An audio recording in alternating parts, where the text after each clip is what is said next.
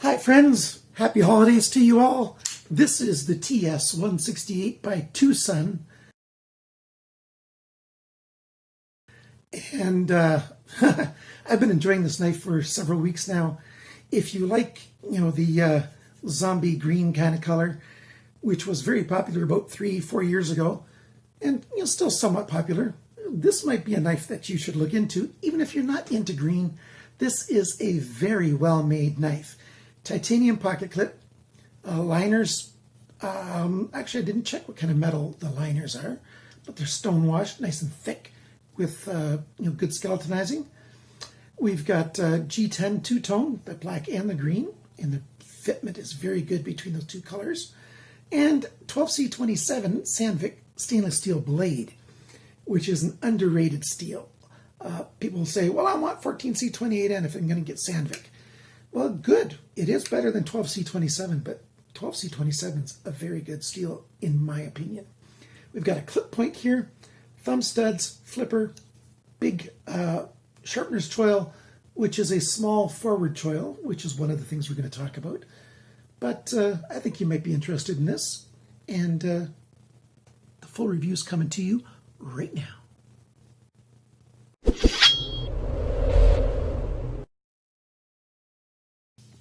Well, here she is. One of the first things I do is do a comparison of sizes, at least in the recent videos I've been doing that.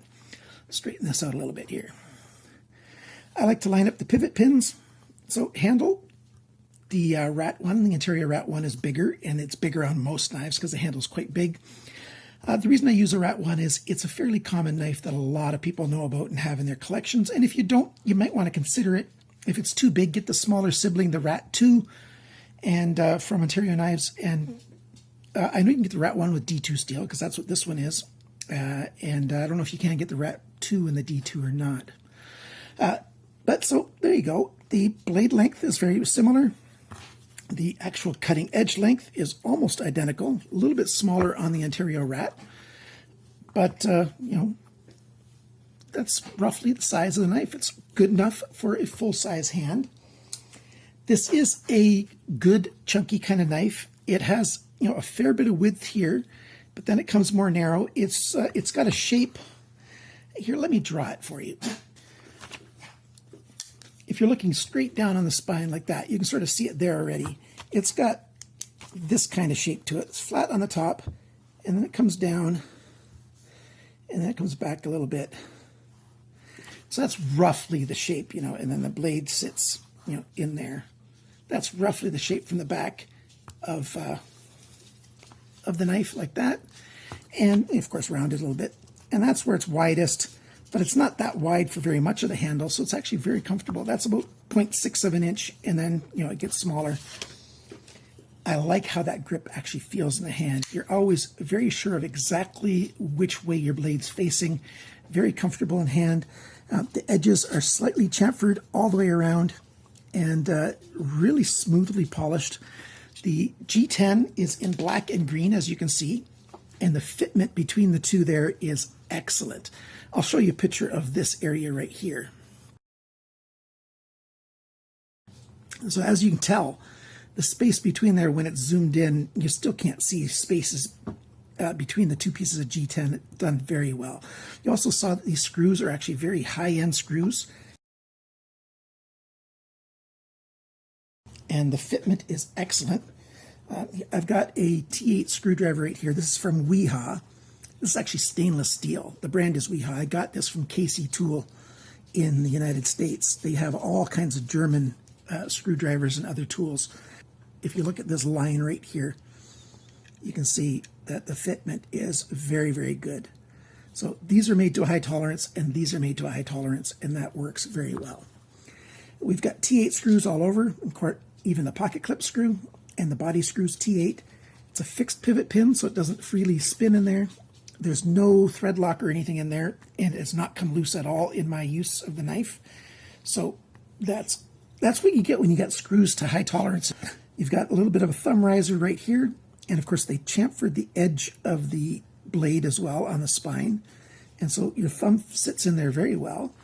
If you want a forward grip, you can put your pinky, or sorry, your index finger in here, and then move your thumb up here, and then you've got a lot of power if you want. You can't move your finger in deep because this is not quite big enough, and that's one of my cons. I wish this front forward choil was either small, like just a little sharpener's choil, or if it was a little bit bigger, like 1/8 of an inch deeper. And then you could put your index finger in there much more comfortably. Right now you put your hand in there and you're going to nip your finger, and you're going to end up cutting your finger right there. At least when it's sharp, you will. Oh, look at all those fingerprints. Yeah, we got a satin finish, and my hands are always on a little bit on the oily side, and so I tend to leave fingerprints wherever I go. Good thing I'm not a criminal. Thumb studs are really big, and there's no texture on the sides at all, just right on the very ends, and you've got that sort of hash pattern on there. And when you go to open the knife, you stick your finger on top of that, and you just push maybe slightly behind. You can go all the way behind if you want to, and just push a little bit. Since the detent's perfect and everything's made to high tolerances, it just flies open very, very well. For left-handers, it's awesome. Because you've got a lot of access behind that thumb stud. You know, not as much as they have on this side, because you have the cutaway right here, but plenty. Too bad you don't have a pocket clip on this side. I guess they wanted to keep it really show finish on this side. I wish they would have made it so that there was the option, since the pocket clip, well, it actually is customized for this side with this angle in here. I think they could have made it so that they could put it on both sides, but as usual, since lefties like us, I'm a lefty, I grew up left-handed, but I had 3 older brothers and an older sister, and you know, we were a poorer family, and so my father wouldn't buy me, you know, my own sports equipment because I'm left-handed. I got to use the right-handed stuff from my siblings, the stuff they used, and so I learned how to be right-handed. Became pretty good ambidextrous, and actually that's a good thing. If you're a lefty, try to get ambidextrous if you can. Use your right hand as much as you can. It will be good for you in the long run, even if you're older already. Back to the knife. Satin finish all over the place, and a little bit of a, I don't know if that's, I think it's a bead blast on the spine of the blade. Not on the flat on the side though, that's all satin. It's just the spine looks like they've blasted it very, very lightly, and on the sides of the studs as well.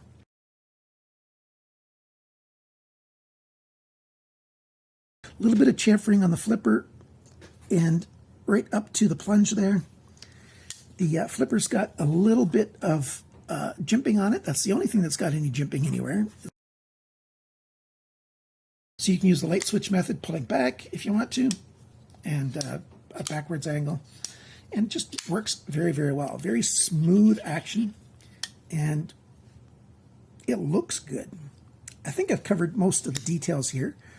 Oh, the tip of the blade is actually fairly strong until you get right to the very end. It is a little bit delicate right near the tip,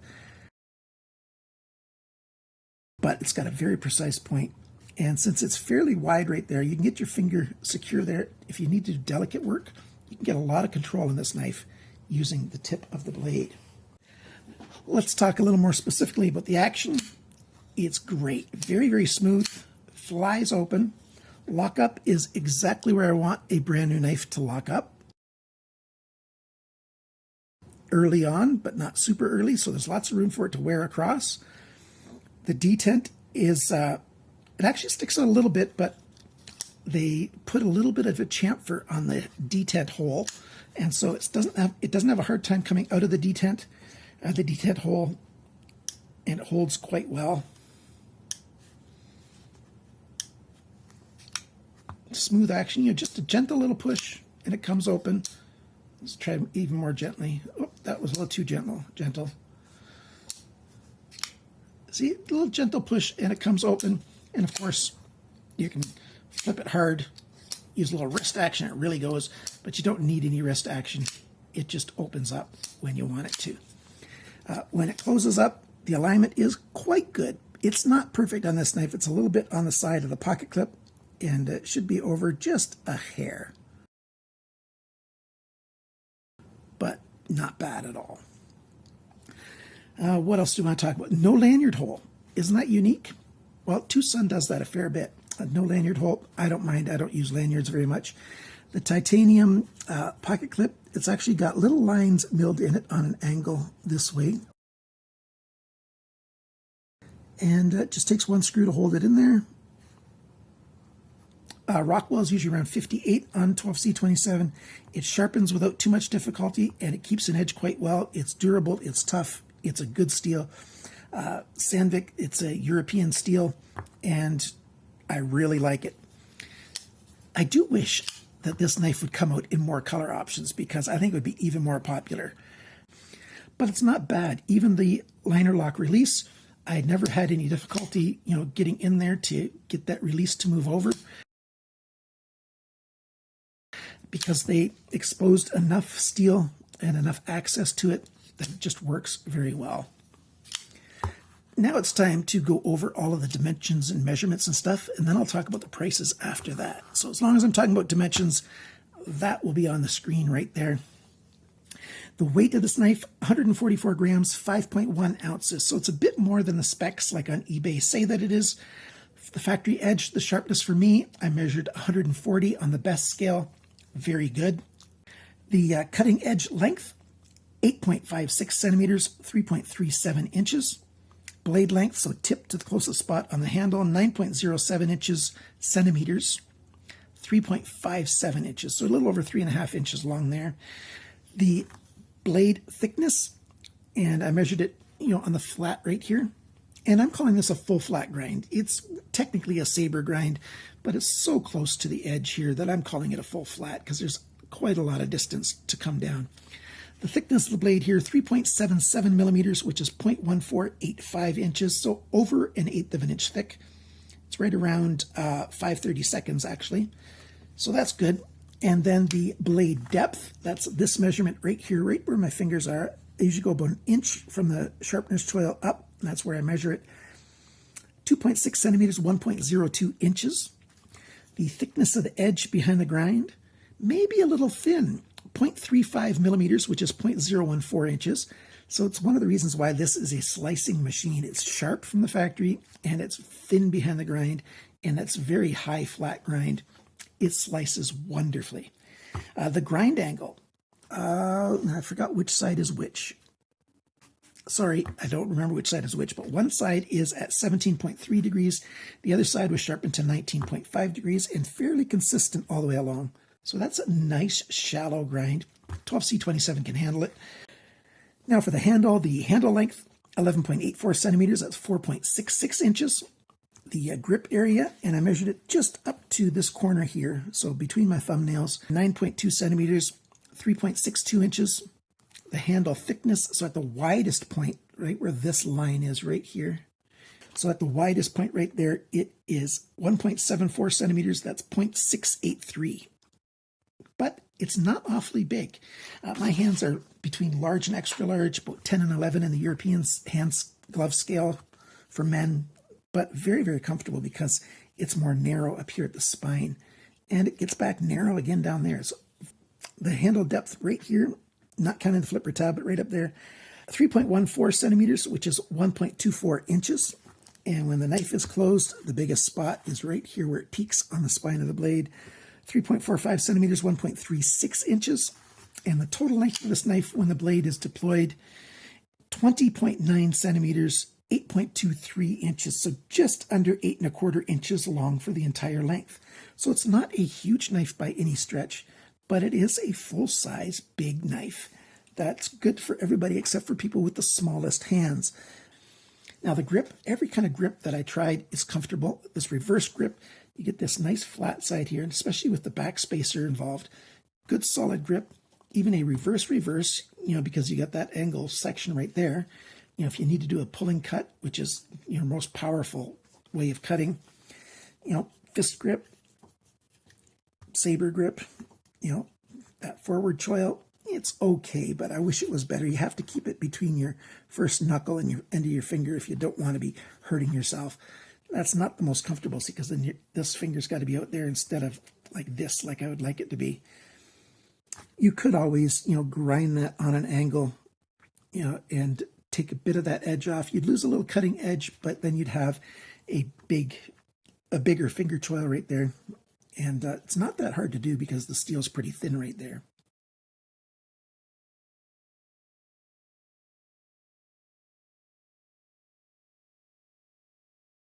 White Mountain Knives has this knife for $49.99. You can save 10% with coupon code CCE for Canadian Cutting Edge. So if you take 10% off, that's $45 US. So if you're going to buy this on an auction on eBay, and I think there's 2 auctions going on the day this video gets released, but they often do auctions on eBay. You can take a look there. Just look for TwoSun TS168, and you'll see the knives with the nice bright green. Don't pay more than $45 because then you might as well go get it on White Mountain Knives instead. So there you go. That's my hint for you guys. Some other stores have it. Amazon has it for $45.99 plus $4.50 shipping. So whoever the seller is that's selling it, probably shipping out of China or something. I bought it from TwoSun Knives, was the dealer. And to Canada, he ships them separate. The blades and the handles, he'll ship them in separate packages. And that ends up getting them, to you, at 2 different times, but you get your stuff. So here's the knife taken apart. And as you can see, nothing super special. Ceramic ball bearings, ceramic detent, stone-washed liners. They're fairly thick liners, but you've got skeletonization, lots of it, to help keep the weight down. And, nice thick stop pin. And one last thing, they also put a little ramp there on the tang of the blade for the detent to ride up. So it doesn't have an abrupt climb, so that the liner doesn't have to suddenly flex hard to ride up over there. It's a nice smooth incline when you go to close it. And it works quite well.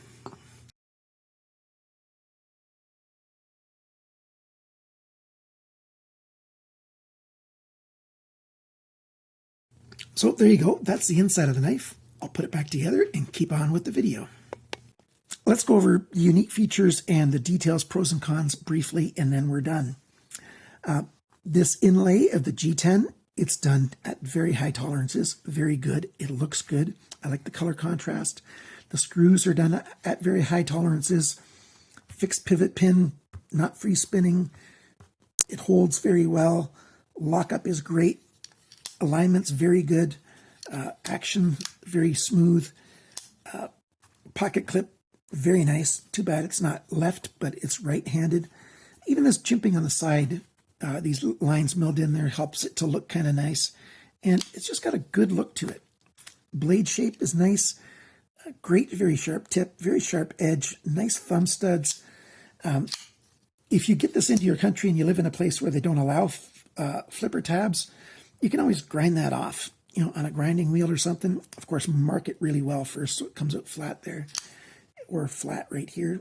You still have enough of a choil there that it offers a lot of protection against your hand sliding over. And the thumb studs are awesome for deployment. I really like thumb stud knives.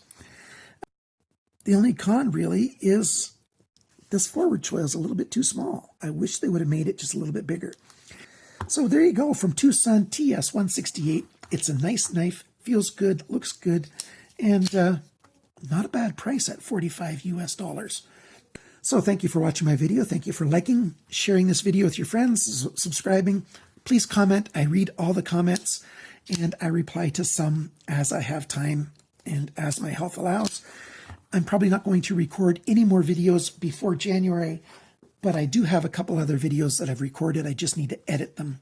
So back once we get to the new year, we'll have all kinds of good stuff coming to you. And I didn't do my best of 2019 because, I got really sick in November, and I'm still quite sick in December. But I'm going to do a best of, in early January. Actually, I shouldn't promise that. I'll probably do a best of kind of video, best of 2019. And we'll see what we're going to do in 2020. I'm looking forward to another good year. Remember, always cut towards your chum, not your thumb. Bye for now.